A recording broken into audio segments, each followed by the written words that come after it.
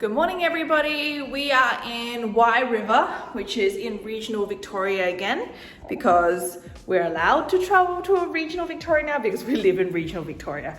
But we decided to rent this Airbnb. Look how beautiful it is. I mean, it would have been nicer in the summer, but come on. How do I show this to you guys? Okay. I do a tour of the house later. I'm going out to head out and get some coffee and breakfast. You guys got to see how steep this road is. If we were trying to drive during the night, I think we'd be pretty screwed. Now you guys have to check out how steep these roads are. It is crazy. Okay. So I think the last time they came down here, they say come up here. Okay. There's no true road though. Yeah. Okay, never mind. Is this one way? Nah, can't be.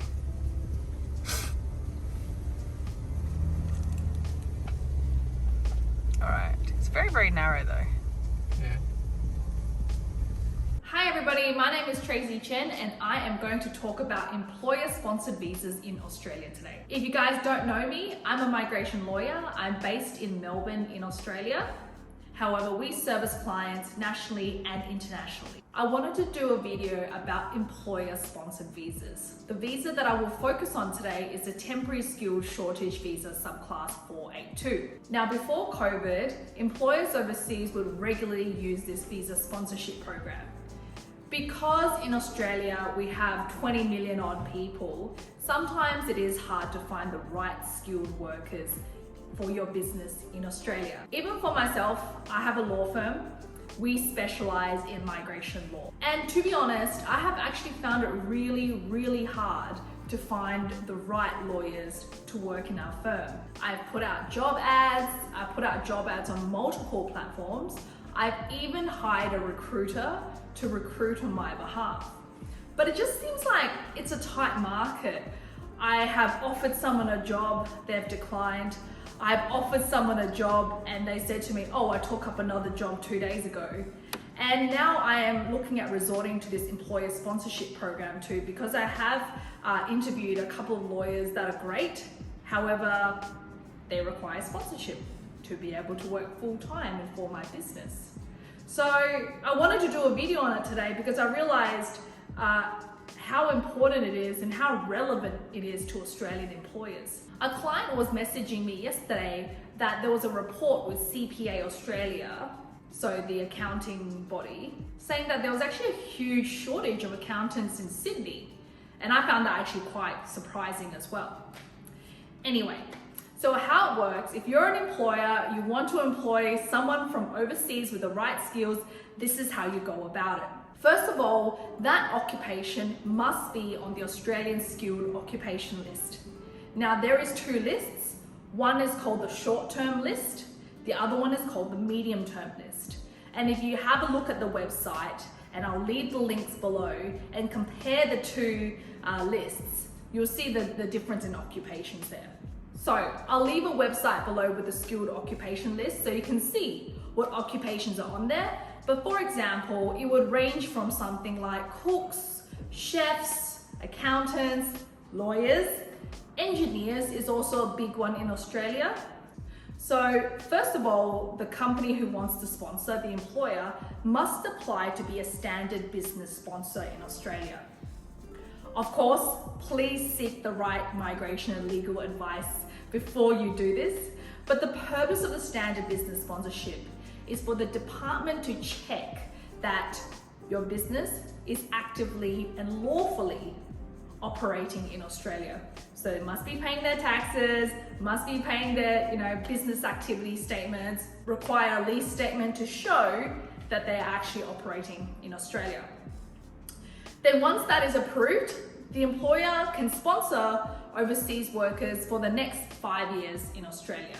Then after that, they can nominate the skilled employer they're looking for. They may need to firstly put up 3 job ads in relation to the occupation that they're employing. For example, my law firm, we want to hire a migration lawyer. The first thing I need to do is show the department that I have put up the job ads in Australia on reputable Australian websites, including Job Active, providing all the relevant information in regards to the job to make sure that Australians first have a fair chance at applying for the job. And then you provide that evidence to the department to show that, hey, look, I put the job ads up and there are no Australians who have responded to the job who have the right skills or qualifications for the job. For myself, I even have the evidence of me finding Recruiter to find the Australian immigration lawyers for me. Once you have made the decision of the overseas employee that you want to employ, you make an application to nominate them in the position. And the application will have their details, the occupation, and the requirements for it. Now let's go to the last part, which is the visa applicant, the person I'm actually going to sponsor. That person must have relevant qualifications and at least 2 years work experience in that field. So for example, in my law firm, I want to hire a lawyer, then that lawyer must have a law degree. And because a lawyer in Australia requires the relevant licensing, they must have the practicing certificate, and they must have at least 2 years work experience full-time. That work experience must be full-time, so it is around 35 to 40 hours per week for 2 years. Part-time work does count, but on the pro rata basis. So for example, if they did 6 months part-time as a lawyer towards that 2-year requirement, it would only count as 3 months. So they need some more time to make up the 2 years. As long as they meet those requirements, and again, this is on a high level, as long as they meet those requirements, they lodge an application, a visa application, which is attached to the nomination application we spoke about before, for them to work in Australia. Once that nomination is approved, then the visa will get looked at and will hopefully be approved, as long as they meet the requirements we spoke about.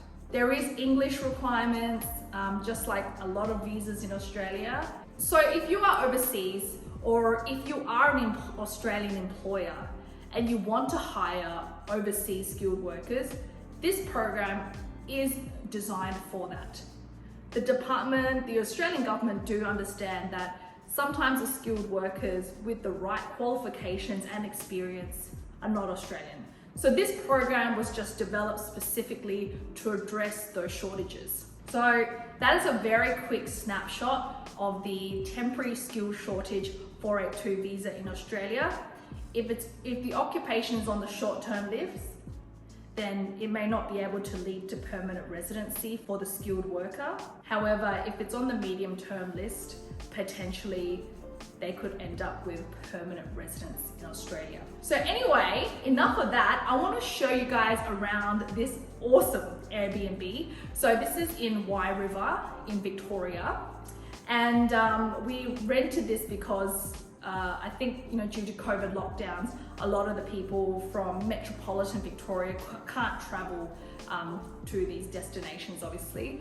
We happen to reside in regional Victoria, so we're very lucky we can travel around regional Victoria. So we found this, it was a great deal. So yeah, we're really, really lucky. So let me show you guys around.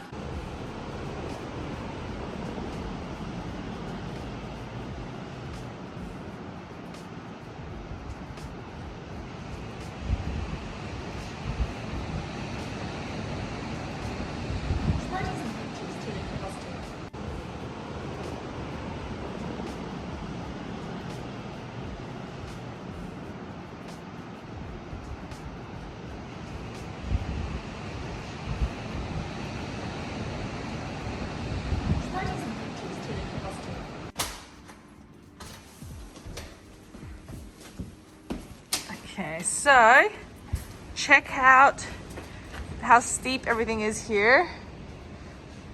Oh my gosh. Woo! Alright, so go up the steps. Look at this.